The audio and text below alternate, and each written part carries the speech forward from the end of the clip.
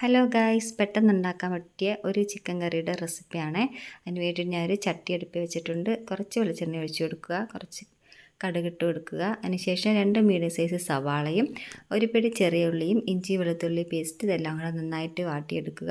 അതിനുശേഷം ഒരു medium size തക്കാളി കൂടെ അരിഞ്ഞിട്ടിട്ട് അതും കൂടി നന്നായിട്ടൊന്ന് വാടി വരുമ്പോഴത്തേക്കിനും 1/2 ടീസ്പൂൺ മഞ്ഞൾപ്പൊടി, 1 ടീസ്പൂൺ കുരുമുളക് പൊടി, 1/2 ടേബിൾ സ്പൂൺ മല്ലിപ്പൊടി, 1/2 ടേബിൾ സ്പൂൺ മുളക് പൊടി ഇത് നന്നായിട്ട് വഴറ്റി പച്ചമണം മാറുന്ന വരെ വഴറ്റിയെടുക്കുക. അതിനുശേഷം 1 ടീസ്പൂൺ ചിക്കൻ മസാലയും 1/2 ടീസ്പൂൺ ഗരം മസാലയും കൂടി ചേർത്ത് നന്നായിട്ട് ഇളക്കുക. അതിനുശേഷം കുറച്ച് ഉപ്പിട്ട് കൊടുത്ത് നന്നായിട്ട് ഇളക്കിയതിന് ശേഷം ചിക്കൻ കഷ്ണങ്ങൾ ഇട്ട് കൊടുക്കുക. അത് നന്നായിട്ട് യോജിപ്പിച്ചെടുക്കുക.